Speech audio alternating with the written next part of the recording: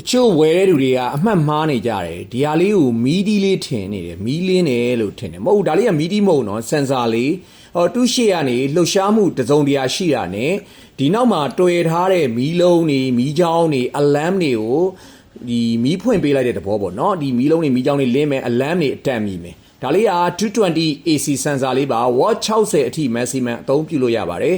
အချင်းလေးကတော့20mm 2cm ရှိပါတယ်ကျွန်တော်တို့မျက်နှာကျက်တွေအလူမီနီယမ်ဘောင်းတွေမှာဒီကောင်ဖောက်ပြီးတော့စင်ဆာအနေနဲ့သုံးလို့ရတယ်အဲ့တော့လက်စစ်မီးကိုချွေတာယာရောက်တယ်မီတာတွေဘေလီတက်တာမယ်နောက်တစ်ခုကတခိုးရန်ကနေကာကွယ်ပေးတယ်အိမ်သားမှာဒီလိုစင်ဆာတွေဆင်ထားရင်အိမ်သားလူကတ်တာနဲ့မီးထလင်းပေးတယ်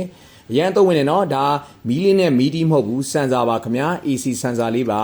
အဲ့တော့သူ့မှာအကျိုးလေးက၄ကျိုးရှိမယ်အရှည်2ကျိုးကတော့ဒီအဝင်မီးကျိုးပေါ့နော်ဒီအတိုလေး2ကျိုးကတော့ကျွန်တော်တို့မီးလုံးမီးချောင်းအလမ်တွေဖက်မှာတက်ပေးလို့ရပါတယ်ဒီမှာကျိုးလေး၄ကျိုးပါပါတယ်အဲ့တော့စိတ်ဝင်စားလို့မှာကျွန်တော်ဆိုရင်ကျွန်တော်တို့ MPH ကိုအချိန်မြေးဆက်တွေ့မှာနိုင်ပါတယ် profile ရဲ့ bio link မှာလည်းကျွန်တော်တို့ဖုန်းနံပါတ်လေးတွေတင်ထားပါတယ်အလွယ်တကူဆက်တွေ့မှာနိုင်ပါတယ်ကျေးဇူးအထူးတင်ပါတယ်ခင်ဗျာ